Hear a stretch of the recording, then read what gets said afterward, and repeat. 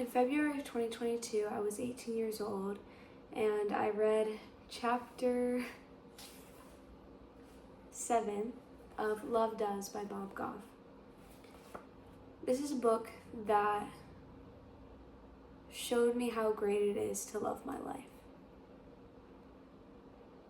I think in some ways, before I read this book, I had a capacity to love my life, but not to its fullest and best extent. I love my life. My gosh, I love my life. But let me read to you this quote. Bob Goff writes in chapter 7 of Love Does. God has pursued me in creative and whimsical ways that initially did not get my attention. Nevertheless, he wouldn't stop. That's what love does. It pursues blindly, unflinchingly, and without end. And I think,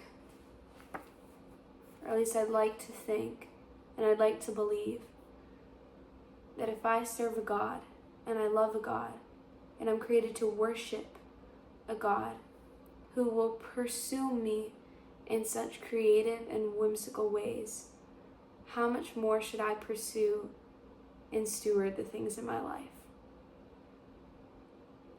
If that's God's character, to be creative and whimsical and loving, if that's who God is, and I am his daughter, or you are his son, then how much more is that the way that I should be living out my life every single day?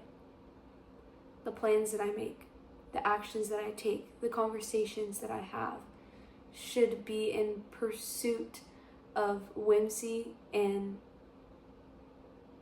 creativism, or just with a creative heart and a creative mind. How much more should things just not be so one-dimensional? I think back then it was one-dimensional.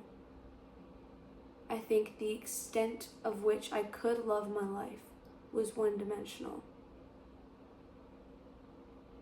But God's revealed things to me, not just through this book, but through his word that is active and alive and breathing, and through his spirit that has led me to this greater extent of loving and appreciating the life that I get to live.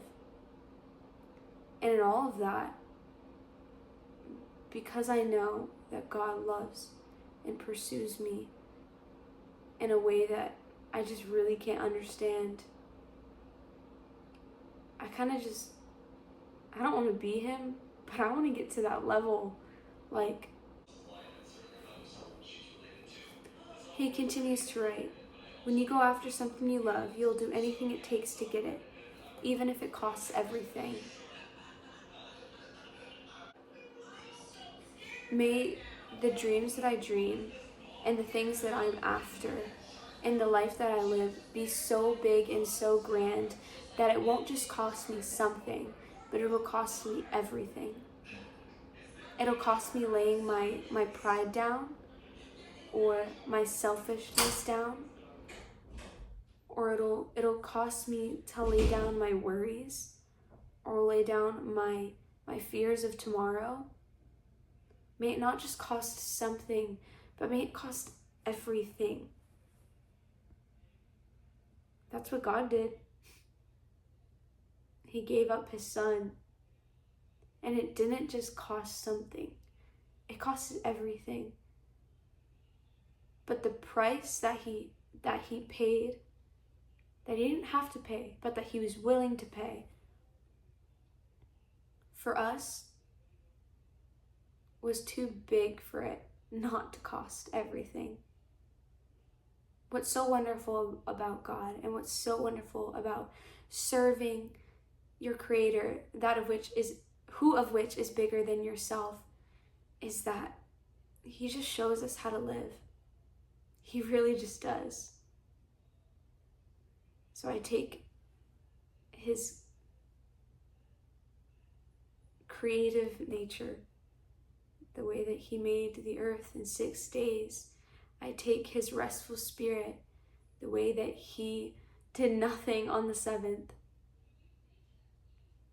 I take the whimsy, the way that he created humans who were able to walk on two legs, but lions that would crawl around on four.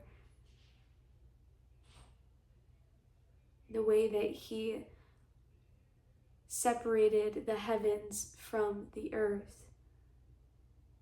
The way that he divided the land from the sea.